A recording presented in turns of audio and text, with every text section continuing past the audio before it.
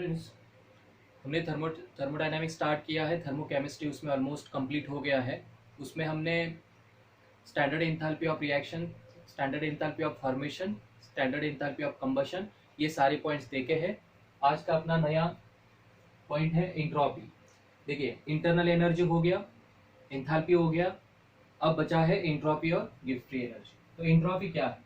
देखिए, इसका symbol S है। अगर यहाँ पे आपने आइस कंसीडर किया, या चलिए कोई भी सॉलिड लाइक आइस, उसको आपने हीट दे दिया तो क्या मिलेगा? लिक्विड। पहले लिक्विड है ना, मतलब मान लो आइस का क्या हो गया? वाटर। फिर आपने उसको हीट दे दिया तो क्या बन गया? गैस। मतलब वाटर का यहाँ पे क्या बनेगा? स्टीम। कॉन्सेप्ट को समझिए। यहाँ पे एक बच्चों को ये दिक्कत आती है कि सर लिखना क्या है एंट्रोपी में, बता दे। पहले सॉलिड है, सॉलिड को हीट करोगे तो क्या बनेगा? लिक्विड बनेगा, है ना।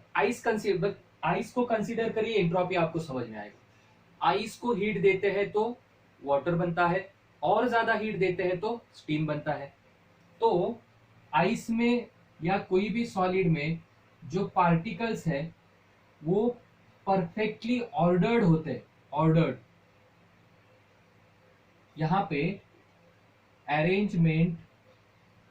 Arrangement of particles is ordered, perfectly ordered.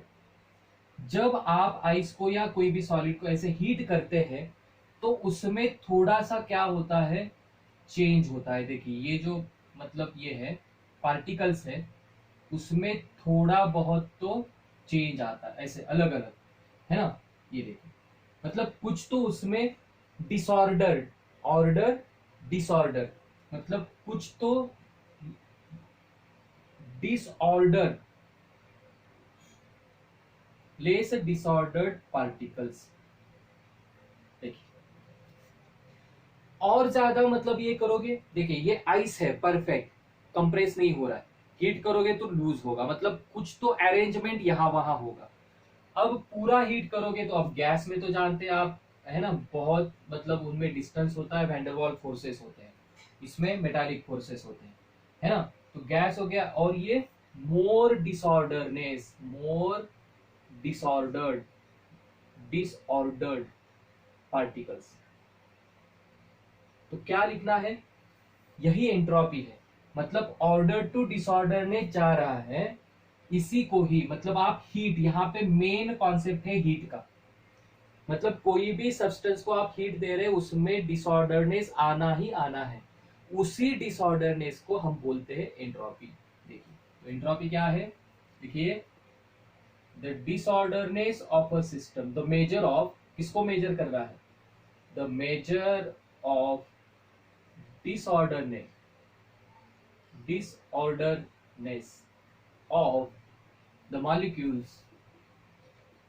of the molecules in the system is called as entropy. It is represented by S, और ये आपको लिखना है, ठीक है। Mathematically delta S is equal to, ये हीट आप सप्लाई करोगे पर टेम्परेचर कोई भी है, तो यहाँ पे Q अपॉन T, कैपिटल भी बोल सकते हैं, कैपिटल Q अपॉन T। तो यहाँ पे जब आप ये हीट ऐड करोगे तो रिएक्शन होना चाहिए, रिवर्स भी हो सकता है, ये रिवर्स भी हो सकता है। तो जनरली यहाँ पे जो मतलब Q है वो रिवर्सिबल वाला होता है, Q reversible upon T, Q reversible upon T। चलिए, Q मतलब हीट है, Q का यूनिट क्या होता है? जूल या किलो जूल पर मोल, डिवाइड बाय टेम्परेचर किसमें होता है? केल्विन में। तो जूल केल्विन ऊपर आएगा तो केल्विन इनवर्स, मोल ऊपर आएगा तो मोल इनवर्स। तो ये हो गया यूनिट ऑफ एंट्रोपी सीईटी के लिए, नीट के लिए, जेईई मेंस के लिए। जूल पर केल्विन पर मोल, या कैलोरी पर केल्विन पर मोल, या अर्ग पर केल्विन पर मोल, है ना। चलिए पॉज करिए, देखिए ये थोड़ा मतलब ये अरेंजमेंट थोड़ा ऐसे डिसऑर्डर्ड बनाइए ना। ये देखिए परफेक्टली क्रिस्टलाइन है, ये देखिए 3 डायमेंशनल। यहाँ पे देखिए नहीं, ये जिगजैग हो गया है ना, ऐसे जिगजैग हो गया, और ये तो पूरा डिसऑर्डर्ड हो गया है ना। तो इसी में ही मुझे बताइए, एंट्रोपी में यूनिट हो गया, डेफिनेशन हो गया, तो हमेशा याद रखिए, थोड़ा नेचर में देखिए, ऑल नेचुरल प्रोसेस का जो एंट्रोपी है, धूप आती है, वाटर इवेपोरेट हो रहा है, सब मतलब है ना, सन से जो मिल रहा है हीट वो सारा डिसऑर्डर, मतलब ऑल नेचुरल प्रोसेसेस। तो ये डेल्टा एस टोटल मतलब यूनिवर्स का जो डेल्टा एस है, जिसको हम डेल्टा एस टोटल बोलेंगे, डेल्टा एस सिस्टम का होगा, डेल्टा एस सिस्टम का होगा प्लस डेल्टा एस सराउंडिंग का होगा। ये सिस्टम सराउंडिंग हमने ऑलरेडी देखा, सिस्टम प्लस सराउंडिंग। तो मुझे बताइए, यहाँ पे सिस्टम है, यहाँ पे सिस्टम है, बहुत इंपॉर्टेंट चीज है। अगर ये सिस्टम जो भी है इसने हीट दिया, हीट इवॉल्व, सिस्टम ने हीट अगर दिया, उसमें से हीट निकला, तो कोई कौन लेगा? Surrounding, yes. So absorb by this heat, absorb by surrounding. कितना इंपॉर्टेंट है देखिए, मैंने आपको साइन कन्वेंशन में बोला है, सिस्टम अगर हीट दे रहा है, मतलब सिस्टम से हीट निकल रहा है, तो क्या होगा इसका? Minus Q reversible system. और वो ले कौन रहा है? सराउंडिंग, मतलब यहाँ पे माइनस सॉरी प्लस क्यू, क्योंकि सराउंडिंग ले रहा है, मतलब प्लस क्यू रिवर्सिबल। न्यूमेरिकल में देखिए, थर्मो में साइन कन्वेंशन और यूनिट्स बहुत ही इंपॉर्टेंट है, हम देखेंगे एक्सरसाइज परसों, तो उसमें हो जाएगा। माइनस क्यू रिवर्सिबल और प्लस क्यू रिवर्सिबल। तो कई बार क्या होता है, ये जो क्यू रिवर्सिबल है for physical processes, for physical transition, physical transition मतलब बताया था ना, फिजिकल ट्रांजिशन क्या है, इंटर पे पढ़े थे, फ्यूजन या फिर वेपराइजेशन या सब्लिमेशन।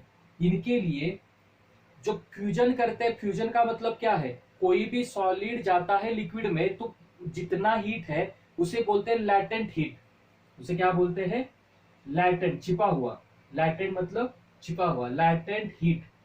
लैटेंट हीट क्या है? जब आपने सॉलिड को हीट दे दिया और वो लिक्विड में कन्वर्ट हुआ, मतलब फ्यूज्ड हो गया, मेल्ट हो गया, तो उस अमाउंट को हम बोलते हैं latent heat at particular temperature. तो यहाँ पे जनरली क्यू रिवर्सिबल होता है, minus delta H latent heat. हम देखते हैं, इसमें देखते हैं, बस याद रखिए फिजिकल ट्रांजिशन के लिए लैटेंट हीट होता है। तो ऐसे कौन से एंट्रोपी फॉर, ये पहला पॉइंट हो गया, डेल्टा एस टोटल यूनिवर्स का सिस्टम और सराउंडिंग में होता है। All natural processes, all natural processes, इनका डेल्टा एस हमेशा क्या होगा? डेल्टा एस टोटल बोल रहा हूं, हमेशा क्या होगा? ग्रेटर देन 0, सीईटी के लिए। Entropy of physical transition, entropy of physical transitions, entropy of physical transition पहला है। Entropy of fusion, entropy of fusion, देखिए एंट्रोपी ऑफ फ्यूजन, फ्यूजन का मतलब क्या है? गैस टू लिक्विड, और जिस टेम्परेचर पे मेल्ट होता है उसे हम बोलते हैं मेल्टिंग पॉइंट। देखिए, तो डेल्टा एस फ्यूजन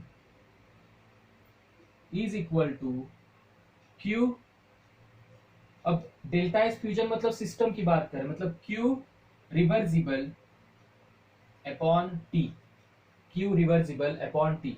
और डेल्टा एस फ्यूजन किसको बोलते हैं हम? फ्यूजन लैटेंट हीट को, मतलब इसी को ही बोला जाता है डेल्टा एच फ्यूजन। याद रखिए, ये सिर्फ फिजिकल ट्रांजिशन में आपको कंसीडर करना है। तो क्यू रिवर्सिबल मतलब ही लैटेंट हीट ऑफ, इसे बोलते हैं latent heat, latent heat of, ये देते हैं आपको न्यूमेरिकल में, ब्रैकेट में गिवन वैल्यूज में देते हैं, डिवाइडेड बाय टी, या तो एम लिखिए, और टी एफ फ्यूजन टेम्परेचर या मेल्टिंग पॉइंट, टीएम बेटर रहेगा।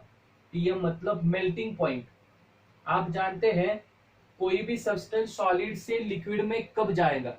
ऐसे टेम्परेचर पे जहां पे वो मेल्ट, जिसको हम बोलते हैं मेल्टिंग पॉइंट। तो डेल्टा एच फ्यूजन को, मतलब लैटेंट हीट ऑफ फ्यूजन को आप मेल्टिंग पॉइंट से डिवाइड करिए, जो आपको मिलेगा वही एंट्रोपी होगा। ये मैथमेटिकल एक्सप्रेशन है। जनरली थियोरेटिकली आप एंट्रोपी नहीं निकाल सकते, ये मैथमेटिकली ऐसे देखना पड़ेगा। तो सिमिलरली डेल्टा एस वेपराइजेशन क्या होगा, डेल्टा एच वेपराइजेशन, वेपराइजेशन मतलब लिक्विड टू गैस, मतलब बॉइलिंग पॉइंट, टीबी मतलब बॉइलिंग पॉइंट। ये क्या है, बॉइलिंग पॉइंट, बॉइलिंग पॉइंट। वैसे ही डेल्टा एस सब्लिमेशन के लिए क्या होगा, delta H sublimation upon sublimation temperature. Pause करिए, लिखिए। तो यहाँ पे ये बस इतना लिखना है, एंट्रोपी में यही है, इतना आता है कॉन्सेप्ट, आपको बस उसको याद रखना है, ठीक है। अब तो एंट्रोपी से आ गया second law of thermodynamics, second law of thermodynamics. बहुत सारे स्टेटमेंट है, बोर्ड के लिए आप एक याद रख सकते हैं। पहला statement, entropy of universe always increases, always increases. Increase ही हो रहा है ना, मतलब अभी देखिए ना, ओजोन डिप्लेशन हो रहा है, सब हो रहा है, उसी से एक स्टेटमेंट आ गया, यूनिवर्स का एंट्रोपी हमेशा बढ़ता ही जा रहा है। सेकेंड एक है, no any machine with 100% thermal efficiency. ऐसा कौन सा भी मशीन हम कंस्ट्रक्ट आज तक नहीं हुआ है जिसमें आपको 100% थर्मल इफिशियंसी मिलेगी, मतलब जितना हीट आपने दिया उतना वर्क आपको मिल रहा है, ऐसा एक भी मशीन नहीं है। ये दूसरा है, no any machine with 100% efficiency, मतलब इनपुट जितना दोगे उतना ही वर्क में कन्वर्ट होगा, नहीं कुछ तो फ्रिक्शन में जाएगा। मैंने बताया था, पेट्रोल आप बाइक में ऐड करोगे तो बाइक पे पिस्टन के इसमें फ्रिक्शन में यहाँ वहां आपको वो हीट के फॉर्म में चला जाएगा, और दूसरा वर्क है, जो रन होगा बाइक वो वर्क है, और थोड़ा रिलीज होगा हीट, वो लॉस ऑफ हीट है। तो हमेशा याद रखिए 1 लीटर पेट्रोल 100 किलोमीटर बाइक आपकी नहीं चलाएगा। तो ये दो स्टेटमेंट आपको याद रखने पड़ेंगे, ठीक है। पॉज करिए और लिखिए। चलिए अब हम बढ़ते हैं, अपना नेक्स्ट पॉइंट है gives free energy, last thermodynamic parameter, gives free energy, इसका सिंबल है कैपिटल जी।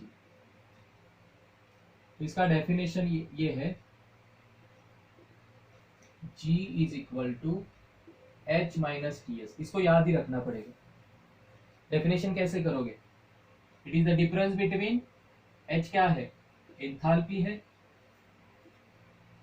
T क्या है, टेम्परेचर है, और S क्या है, एंट्रोपी है। तो G is equal to H minus T S. आपने बोर्ड में ऐसे भी लिखा, गिव्स free energy can be defined as H minus T S, तो भी कोई बात नहीं है ना।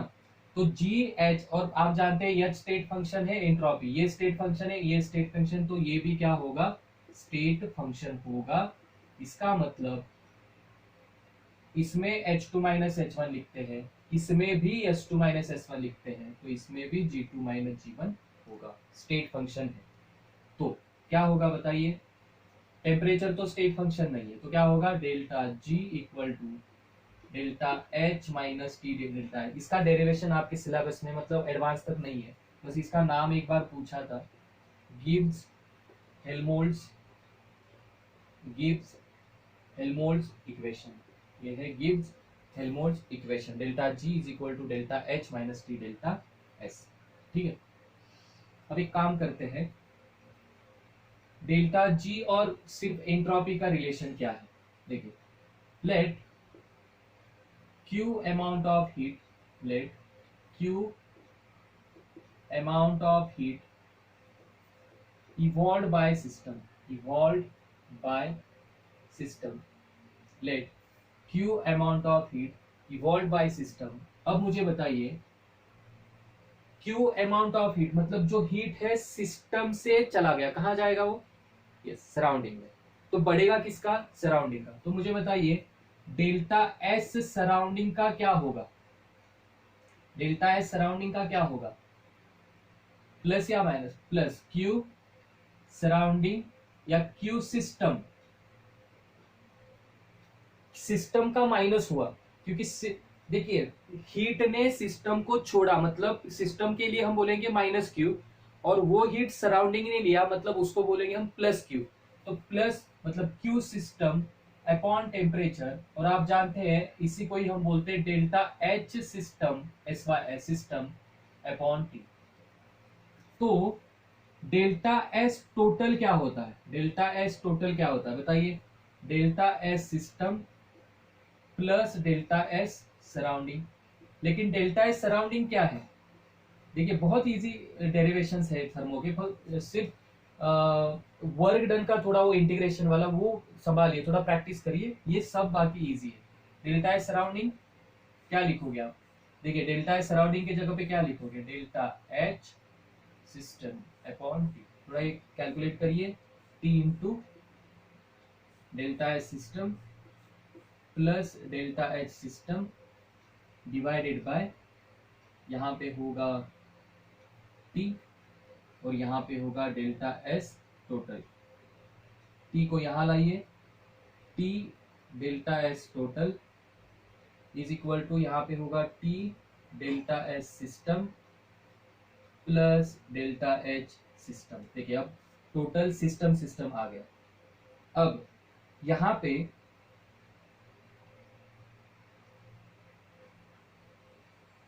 डेल्टा एस सिस्टम हो गया और ये हो गया, मतलब डेल्टा एस सराउंडिंग का सिस्टम ने इवॉल्व किया था, मतलब सिस्टम का माइनस। हाँ, तो अब टी डेल्टा एस टोटल, इसमें से अगर मैंने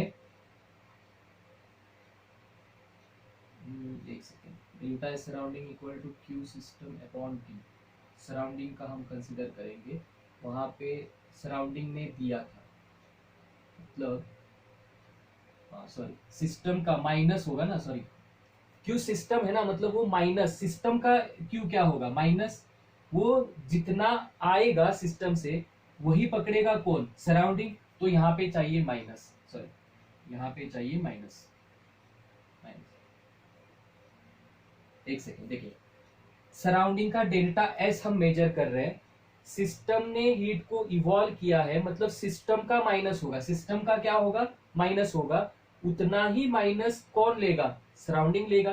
तो डेल्टा एस सराउंडिंग में क्यू अपॉन टी आएगा, और यही क्यू जो है वो minus delta S system upon T होगा, क्योंकि लैटेंट हीट के फॉर्म में आप उसको कंसिडर कर सकते हैं। तो डेल्टा एस सराउंडिंग इनडायरेक्टली क्या हो गया? Minus delta S system upon T, उसके जगह पे इसको रखिए। अब इसमें अगर आप माइनस निगेटिव कॉमन लिखोगे तो क्या होगा? माइनस, ये प्लस हो जाएगा डेल्टा एच सिस्टम, और ये माइनस हो जाएगा, मतलब टी डेल्टा एस सिस्टम। देखिए तो T delta S total, T delta S total is equal to minus, लेकिन ये क्या है? Since delta H minus T delta S is equal to delta G. अभी अभी हमने गिब्स फ्री एनर्जी में देखा, delta H minus T delta, system system चाहिए, यहाँ पे सराउंडिंग सिस्टम नहीं चलेगा। Delta H system minus T delta S system. तो मुझे बताइए यहाँ पे delta H minus T delta S, ये डेल्टा जी है, तो क्या इसके जगह पे मैं डेल्टा जी रख सकता हूँ? यस, मतलब माइनस होगा delta G, therefore delta G equal to minus यहाँ पे आएगा टी डेल्टा एस टोटल। बस हमेशा याद रखिए, यहाँ पे बहुत कंफ्यूजन होता है, टोटल होता है, टोटल मतलब सिस्टम प्लस सराउंडिंग का इंट्रोपी चेंज है, ये याद रखिए। तो एंट्रेंस के लिए ये बहुत इंपॉर्टेंट है, delta G equal to minus T delta S. अब बताइए अगर रिएक्शन स्पोंटेनियस है, अगर रिएक्शन स्पोंटेनियस है तो क्या चाहिए? डेल्टा जी क्या चाहिए? Delta G should be less than zero, मतलब निगेटिव। अगर सिस्टम नॉन स्पोंटेनियस है तो डेल्टा जी क्या चाहिए? Greater than zero. देखिए यहाँ पे निगेटिव आया ना, मतलब स्पॉन्टेनियस प्रोसेस, स्पॉन्टेनियस मतलब कोई भी रिएक्शन कब कैरी आउट होगा, शुगर प्लस वाटर ये वो सब के लिए डेल्टा जी क्या होना चाहिए, नेगेटिव होना चाहिए। और अगर इक्विलिब्रियम में है तो डेल्टा जी याद रखिए हमेशा जीरो होगा। क्यों? क्योंकि इक्विलिब्रियम में प्रोडक्ट का और रिएक्टेंट का सेम होता है, तो जी प्रोडक्ट माइनस जी रिएक्टेंट क्या होगा, जीरो होगा। समझ में आ रहा है ना, G product minus G reactant क्या होगा, जीरो होगा। तो इक्विलिब्रियम में delta G equal to zero. वैसे ही यहाँ पे मेंशन कर रहा हूं मैं, पहले ये लिखिए सब, उसके बाद में नोट बना के ऐसे लिखिए। स्पॉन्टेनियस में डेल्टा एस होता है ग्रेटर दैन जीरो। देखिए यहाँ पे कंफ्यूजन मत करिए, मैंने लिखा था यूनिवर्स का जो भी है डेल्टा है वो हमेशा ग्रेटर दैन जीरो होना चाहिए, तब जाके स्पॉन्टेनियस रिएक्शन होगा। नॉन स्पॉन्टेनियस के लिए क्या होगा, लेस दैन जीरो, और इक्विलिब्रियम के लिए क्या होगा, इक्वल टू जीरो। ये भी याद है, पॉज करिए और नोट में बोलिए। तो ये हो गया रिलेशन बिटवीन, हेडिंग क्या था, सॉरी हेडिंग में भूल गया, हेडिंग था relation between gives free energy change and entropy. ठीक है, अब कंडीशंस ऑफ स्पॉन्टेनिटी क्या क्या है, conditions of spontaneity, conditions of spontaneity NCERT के या कोई भी टेक्स्ट बुक है, बीच में सारे वैल्यूज दे रखे हैं। मतलब आप अगर ये नोट्स देखोगे और बुक टेक्स्ट बुक देखोगे तो टेक्स्ट बुक में एक्चुअली क्या किया है, सारे वैल्यूज दिया है, वो वैल्यूज करने की कोई भी जरूरत नहीं है। जितना मैं बोल रहा हूं उतना आप पढ़िए, काम बन जाएगा, एंट्रेंस में भी बन जाएगा। आप कौन सा भी एंट्रेंस का पेपर हम करेंगे ऑब्जेक्टिव, वहां पे आपको वैल्यूज दिया जाता है ना। तो कंडीशंस ऑफ स्पॉन्टेनिटी, स्पॉन्टेनिटी मतलब क्या है, ऐसे कौन कौन से कंडीशंस है जहां पे रिएक्शन हमेशा होगा, मतलब स्पॉन्टेनियस होगा। तो पहली बात है delta ji should be negative. तो डेल्टा जी निकालने का तरीका क्या है, delta H minus T delta S, बस इस पे फोकस करो। तो पहले हम लेते हैं डेल्टा एच क्या होना चाहिए, फिर टी डेल्टा एस क्या होना चाहिए, और वहां पे रिएक्शन, यहाँ पे स्पॉन्टेनिटी क्या होगी, स्पॉन्टेनिटी, स्पॉन्टेनिटी मतलब आइदर स्पॉन्टेनियस और नॉन स्पॉन्टेनियस। चलिए तो एक काम करते हैं, मतलब आपको साइन कन्वेंशन देखना है, साइन कन्वेंशन, साइन कन्वेंशन। मान लो ये दोनों को मैंने रखा प्लस प्लस, बस साइन चेंज करना है। ये चार्ट है, ये चार्ट है, इसको हम देखते हैं। चलिए फर्स्ट है पॉजिटिव पॉजिटिव, थोड़ा देखिए यहाँ देखिए, पॉजिटिव पॉजिटिव। सुनो, आपको क्या करना है, स्पॉन्टेनिटी यहाँ पे स्पॉन्टेनियस कब लिखोगे, जब डेल्टा जी नेगेटिव आएगा। याद है डेल्टा एच पॉजिटिव है, delta H minus T delta S ये पॉजिटिव है, delta T delta S positive है, सॉरी यहाँ पे delta S, delta S positive, delta H भी पॉजिटिव है, ये भी पॉजिटिव है। बताइए अब डेल्टा एच पॉजिटिव है, मान लो मैंने ये दोनों को रखा 2 2, कैसे सोचना है देखिए, मैं मान मतलब ये यहाँ पे क्या हमें कंसीडर करना है, आइदर स्पॉन्टेनियस और non spontaneous. So we should do this calculation, मतलब प्लस प्लस है, मान लो ये 2 है, यहाँ पे 2 है। अब बताइए डेल्टा जी मुझे अगर करना है तो यहाँ पे 2 माइनस 2 जीरो हो जाएगा, तो यहाँ पे 2 है, यहाँ पे 2 है, ये जीरो हो रहा है, यहाँ पे माइनस है, तो प्लस माइनस ये प्लस, ऐसे देखिए ये माइनस है, माइनस, तो प्लस माइनस प्लस। तो क्या ऐसा मैथमेटिकल सोचोगे, ध्यान से, क्या ऐसा मैथमेटिकल सोचोगे जहां पे डेल्टा जी निगेटिव आना चाहिए।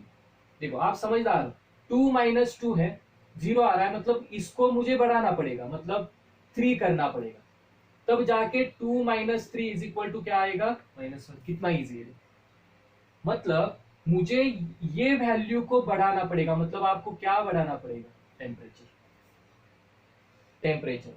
तो आप यहां पे लिख सकते हैं T delta S should be, या spontaneous, spontaneous at high temperature, या T delta S is greater than 0, मतलब पॉजिटिव आना चाहिए, हाइयर आना चाहिए, जीरो नहीं बोल सकते, हाइयर टेम्परेचर पे ही वो स्पॉन्टेनियस होगा।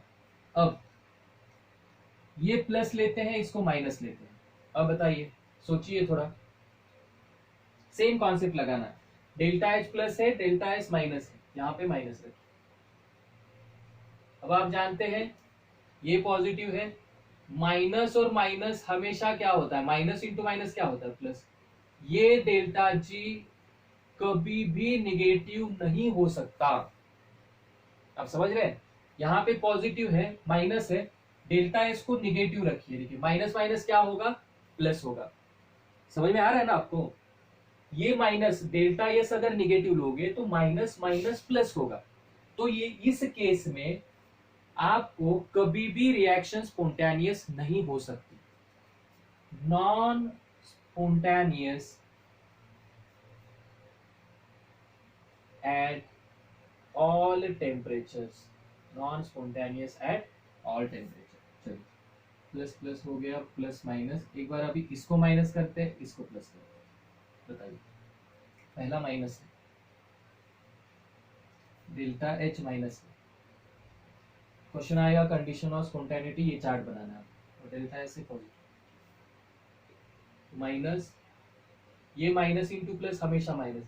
इस केस में हमेशा डेल्टा जी निगेटिव होगा, मतलब स्पॉन्टेनियस, डेल्टा जी निगेटिव मतलब spontaneous at all temperature, spontaneous at all temperature. Plus minus, plus plus हो गया, प्लस माइनस, माइनस प्लस, अब माइनस माइनस। बताइए, यहाँ पे भी माइनस, यहाँ पे भी माइनस, तो ये माइनस है, माइनस माइनस प्लस होगा, तो दो दो कंसिडर करिए। बताइए अब क्या करना पड़ेगा, ये निगेटिव आने के लिए मुझे इसको कम करना पड़ेगा, मतलब -2 + 1 होगा तो -1, मतलब यहाँ पे हाइयर टेम्परेचर था तो यहाँ पे मुझे ये टेम्परेचर कम करना पड़ेगा। इसका मतलब spontaneous at low temperature, spontaneous at low temperature. Difficult नहीं है ना, मतलब समझ में आ रहा है ना, कोई बात है तो मतलब मैसेज कर देना, बताएंगे जरूर। Delta G equal to delta H minus T delta S, ठीक है। और एक बात, अभी कई कई स्टूडेंट्स मतलब मैसेज ऐड करते हैं, सर फिर से वापस उसको मतलब वो पॉइंट को रिवाइज करिए। देखिए, मैसेज पे आपको वो समझा दिया जाएगा हर एक का जो प्रॉब्लम है, मतलब आज किसी को मतलब स्पॉन्टेनिटी चाहिए, किसी को गिव्स फ्री एनर्जी, तो डेली मैं ऐसा करता रहूंगा तो कभी भी नहीं होने वाला है। देखो ये चीजें आप पॉज करिए फिर पढ़िए, पॉज करिए फिर पढ़िए, क्वेश्चन नहीं बन रहे हैं तो कभी भी कॉल करिए, क्वेश्चन हमेशा बनेंगे। बस ये चीजें समझनी है, मतलब टीचर पे भरोसा रख के, हाँ स्पॉन्टेनिटी, चलिए इंट्रोपी क्या है, डिसऑर्डरनेस मेजर करना है, और आप क्रॉस चेक करिए किसी भी रेफरेंस बुक में देखिए। अब कोई कई लोग बोल रहे हैं सर फिजिकल केमिस्ट्री के लिए बुक कौन सा, अब मैं आपको ग्लासस्टोन बताऊं या मतलब एटकीन बताऊं, मतलब हायर है, आप वो क्यों टेंशन ले रहे हैं। जो भी टेंशन है नोट्स निकालने का हम ले रहे हैं ना, आप इसको लिखिए, आपका टाइम बहुत बचेगा। मेरी बात सुनो, बहुत टाइम बच रहा है आपका, क्योंकि ये हम ऑलरेडी सारे बुक्स में से जीआरपी हो गया, सारे कोचिंग के मतलब और कोटा तक के जितने भी मतलब कोचिंग्स है, हम मतलब देखिए, ये टाइम जो आप अलग अलग बुक पढ़ के जितना आप वेस्ट करोगे, इससे बेहतर है वीडियोस देखिए। क्वेश्चन नहीं बनेंगे तो कभी भी आप कमेंट में डाल देना कि सर इस पॉइंट पे क्वेश्चन नहीं बन रहे, आपका जवाब दिया जाए, आप टेंशन मत लीजिए। और जो आप क्वेश्चन पूछ रहे कमेंट्स में, उसका आंसर उधर ही आपको मिलेगा, या तो आप वहां पे अपना व्हाट्सएप नंबर दीजिए, मैं एक पेज पे लिखूंगा, आपको ऑडियो भेजूंगा व्हाट्सएप में, वो तरीका ऑडियो भेजूंगा, फिर भी नहीं आ रहा है आपको कॉल करके सब मैं बताऊंगा, आप टेंशन मत लीजिए। बस ये है कि रिक्वेस्ट मत करिए कि सर वापिस मुझे सॉल्यूशन पढ़ाइए, मतलब कॉलिगेटिव प्रॉपर्टी है ना, ठीक है। चलिए पॉज करिए, हाँ ये साइन को थोड़ा मैथमेटिकली समझोगे तो हो जाएगा। अब relation between delta G not and के, तो इसके लिए ये बहुत ही इंपॉर्टेंट है जेई के लिए। हमेशा आपको मतलब अल्टरनेट क्वेश्चन पेपर या 2 साल बाद ये क्वेश्चन मिलेगा ही मिलेगा, क्योंकि इसमें कैलकुलेशन में ज्यादा टाइम लगता है। जेई मेंस में तो हमेशा मिलेगा, है ना। नीट में भी शायद मतलब लॉग की वैल्यू, इसमें लॉग वैल्यू है कैलकुलेशन, तो थोड़ा देखिए। तो आपको पहले अकॉर्डिंग टू रिलेशन, ये रिलेशन आपको डेरिवेशन मतलब ये मतलब बैचलर्स में या मास्टर में शायद रिलेशन है, इसका डेरिवेशन है, ये इसको याद ही रखना पड़ेगा at any cost. According to relation delta G is equal to delta G not plus R T L N Q. Delta G is equal to delta G not plus R T L N. L N क्या होता है? Log to the base E, है ना, बताया मैंने। ये आपको याद ही रखना पड़ेगा, इसका डेरिवेशन आपके सिलेबस में नहीं है, एडवांस तक भी नहीं है। Delta G is equal to delta G not plus R T L N Q. चलिए, तो एट कोई भी एक रिएक्शन हम कंसिडर करते हैं, मान लो ए प्लस बी। के क्या है? देखिए, के क्या है? Equilibrium constant. तो रिएक्शन मुझे इक्विलिब्रियम पे कंसिडर करना पड़ेगा। सी प्लस डी, ए प्लस बी, के है इक्विलिब्रियम कांस्टेंट डाउन है यहाँ पे जनरली। चलिए आगे मैं बताता हूँ। A plus B Q C plus, तो क्यू क्या है? यहाँ पे जो क्यू है इसे बोलते हैं रिएक्शन कोशिएंट।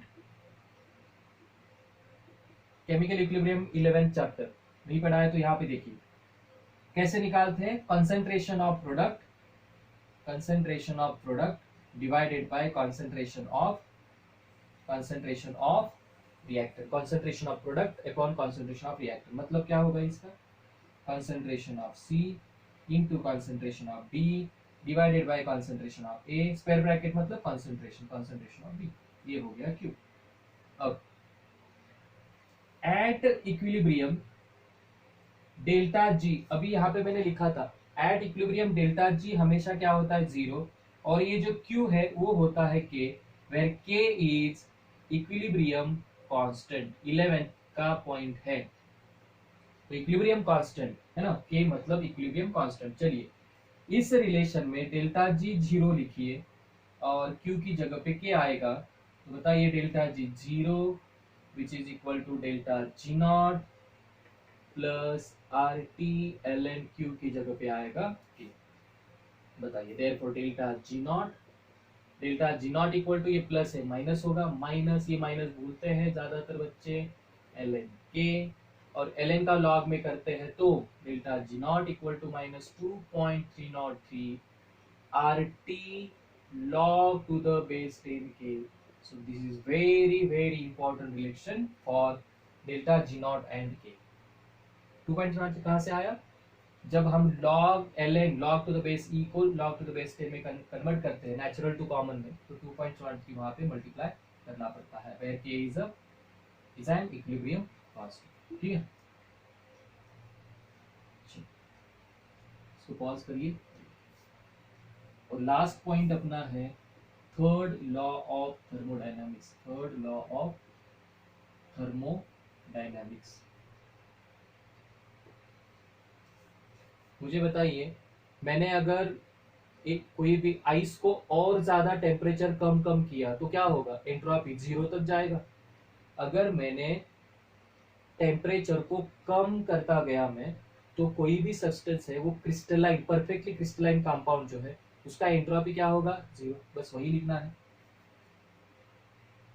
एट एप्स मतलब कैसे लिख सकते हैं? थर्ड लॉ ऑफ थर्मोडायनामिक्स का स्टेटमेंट, फॉर परफेक्टली